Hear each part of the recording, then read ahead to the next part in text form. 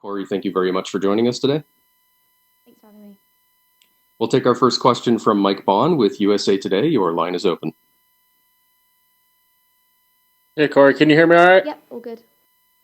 Okay, Kara, I couldn't hear you before. I'm sure you're going to get a lot of the questions we just asked Kay here, but a little bit of history between you two being the youngest female matchup in terms of combined age in UFC history. Is this the kind of fight you expected for your debut here? Or do you think maybe you would get someone a little more seasoned in the game? I mean, generally you tend to see, obviously, they see a lot of the new prospects and stuff coming in. They tend to fight someone that's kind of on their back end of the career or on their way out. That transition seems very common in the UFC. But I never really thought too much about who I'd be fighting when I got into the UFC, as opposed to the fact that I just knew that it was going to happen eventually. So, very excited to get in there regardless of who it is. And I'm actually excited that it's going to be, like you say, two young prospects. I think it's a very exciting fight. Yeah, and you kind of alluded to it there, but what does it mean to you to finally be here? Oh, it's a bit surreal, to be honest. Feels like I'm in a dream, but yeah, it's amazing. It's a great opportunity, and I'm really looking forward to it. Yeah, and there was a lot of attention around Kay coming from her debut. Ronda Rousey was tweeting about her. People were betting, big sums of money on her and stuff. Do you think this is an opportunity for you to go in and kind of steal some of that shine for yourself and show who you are in this fight? I'm not too worried about that, to be honest, in terms of like the hype and all the following and stuff. Obviously, I receive an amazing amount of support myself. I'm very grateful for everyone that's sending me support and everything. Kay's an amazing athlete in herself, so not going to be trying to steal any of her thunder. When I go out there, going to get that win on Saturday, but she doesn't take anything away from her and everything she's accomplished so far. But yeah, I think it's going to be a great fight. There's a lot of support behind it, like you say. Whether they're support like rooting for me or rooting for her, I think it's going to be a very popular fight. Great, looking forward to it. Thanks for the time. Thank you. We'll go next to Gabriel Gonzalez with Cage Side Press. Your line is open. Hey, Cory. After your win at Contender Series, you talked about how you were going to be moving to the United States for training and living full time. I know obviously stuff with Corona has changed a lot everywhere, but were you able to finally make it? Yeah, Contenders actually opened up the opportunity for me. So after that, I stayed in the US and I moved straight to Sacramento. So I've been there pretty much since. Well, I've been there since the Contenders fight. Making the most of, obviously, I had the travel restrictions waived thanks to the UFC. So yeah, just capitalized on that and made the move straight out there. Obviously, doing your thing in Cage Warriors, which is a big promotion overseas, is huge, but the UFC is a whole nother level. Can you talk about just what it's like? I mean, obviously you're young, but now you're getting a lot of attention. I'm assuming people are very excited about your career that maybe hadn't heard of you before. What's it like just to, deal with that change of all the added attention? Yeah, like you said, I've always received a lot of support, fortunately, and obviously fighting on Cage Warriors, which was the biggest show in Europe, so obviously that was a large platform in itself. It's not been too much of a change for me in terms of step up. Obviously, a lot more media and a lot more stuff like that, but nothing we can't handle. But yeah, it's very exciting. Obviously, it's a lot busier, a lot more exciting. Everything's kind of go go go. But yeah, really, it's been amazing. Out of curiosity, because we did just have Kay Hansen do the media before you, did you run into her coming in as you were doing your interview? No, I didn't. Okay, just curious.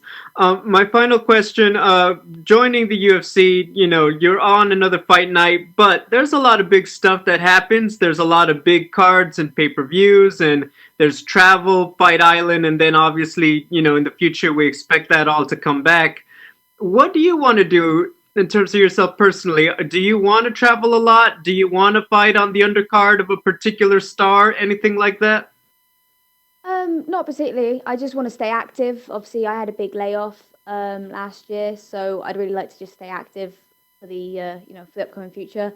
Obviously, it'd be great to travel. I think very fortunate in this sport that obviously we get to travel around the world. We get to see lots of different things whilst doing what we love. So obviously, if the opportunity arises for me to see new places and travel to new places, that would be amazing. But for now, my only goal is to get this win on Saturday and then get back out there as soon as possible and stay nice and active.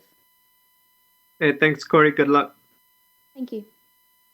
We'll go next to Damon Martin with MMAfighting.com. Your line is open. Coming off the Contender Series, the win, I noticed on your Instagram you posted a photo of yourself with Dana White from when you were several years ago. You kind of made a joke. Your mom kind of embarrassed you in that moment. Could you tell that story, how that happened, and kind of coming full circle, 7 years later and signing with the UFC?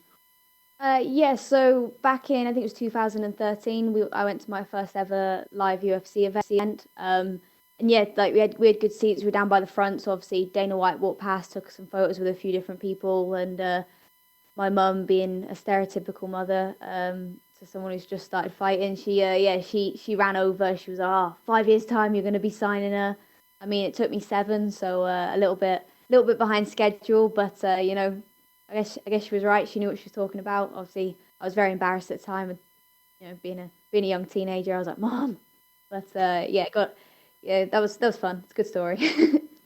We remember, and maybe I'm sure you probably heard this story, maybe not, but years ago, Conor McGregor, came to a UFC event and he had a photo with, I think it was Chuck Liddell and somebody else, and years later, he becomes Conor McGregor. I mean, is it cool though, thinking back, 7 years ago, you're a fan, 13 years old sitting in a fight, and now here you are about to make your UFC debut. Like, is it kind of crazy, kind of puts two things together?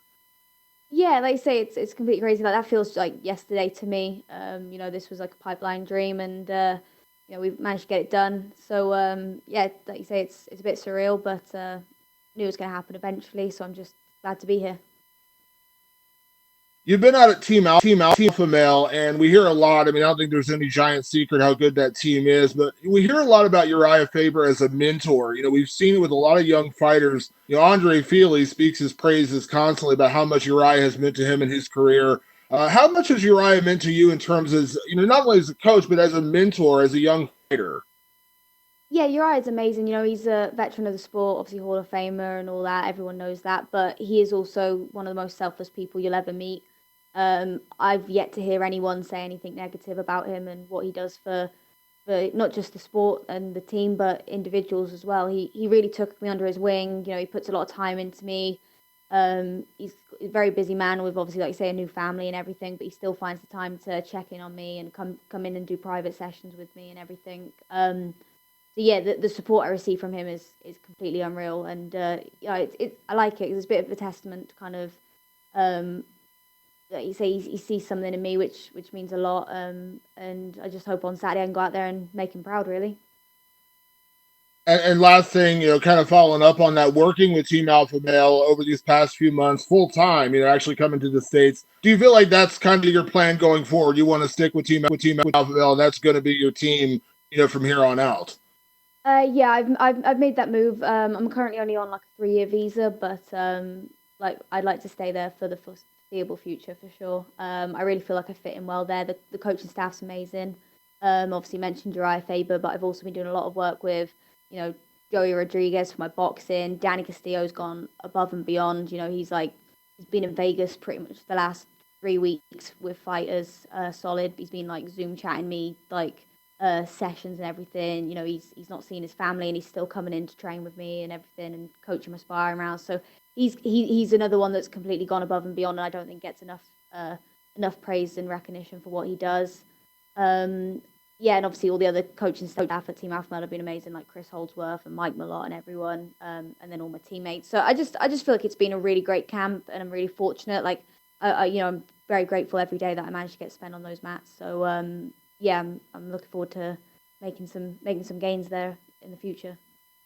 Awesome. Thanks, Cory. Thank you. We'll go next to Jay Anderson with Cageside Press. Your line is open. Hey, Cory, welcome back. When we did speak to Kay earlier, the idea came up that she might have an experience edge. I'm just wondering how much you think your amateur career will play in, because I believe you started all the way back in 2014 in the amateurs. Yeah, so I started, my first fight was 2015. I was 15 years old. I think a lot of people don't realize quite how extensive my background is in itself. Like I've been obviously training martial arts for over half my life now. I was competing jiu-jitsu pretty much every weekend as a kid. I had like multiple junior Muay Thai titles. So I think a lot of people don't realize quite how much experience I had in the, like you say, in the amateur and junior ranks before turning pro. So, and then I think there's only like 3 or 4 fights difference in the pro rank, like the record for us. So I don't. If anything, I'd say I have the experience edge. I just think maybe I'm a little bit more quiet than some others. And how different is the feeling this week compared to what you felt ahead of the Contender Series fight? There's no difference, if I'm honest. You know, I was discussing this with one of my coaches the other day, like kind of the same process. We've worked hard. We're in the same hotel. You know, we're fighting in the Apex. It's the exact same cage. It almost just feels like, you know, going out there another day in the office, gonna go get the work done, and it's nice and relaxed, to be honest. I'm just having a good time. Dana did kind of struggle with the age factor when he made the decision to award you the contract after that fight. How important is it for you to, win or lose, put on a strong performance in this, make sure he knows he made the right choice? I think he was also trying to build a lot of suspense. Also didn't help that I think I wrote down that I was 20 on something because I'd only just turned 21 and I'm not the brightest spark. But no, so I think, you know, he's just trying to build a bit of suspense, but I definitely think that on Saturday I'll be able to go out there and put on a dominant performance and, you know, make sure there's no room for doubt that I am where I belong. And yeah, that I'm confident that's what I'm going to go out and do. And you know, hopefully afterwards he realizes that he made a good choice. And last one for me. I mean, Kay's known for her grappling, her submission. She won her first fight by armbar. The UFC debut, she won by armbar. Is the grappling side, the submission threat, something you've really been focusing on this camp? Not really. I approach every fight the same. You know, I think I'm not going to obviously sleep on her striking, and obviously, like you say, got to have respect for her ground game. But at the same time, when I go into a fight, I just focus on everything and making sure that I am the best version of myself all round. So I'm confident whether it's on the feet, whether we're wrestling, whether we're grappling. As I said before, I've got a lot of submission wins. I've got a very extensive background in jiu-jitsu and stuff myself. So I don't think there's much threat there anyway. Not there's much threat, but also I'm not that worried about it, if that makes sense. Like I'm comfortable if it ends up there, and confident that I could actually probably get a submission myself over her. All right. Well, best of luck this Saturday. Looking forward to it. Thank you. Thank you very much, Cory. You're all set. Oh, thank you.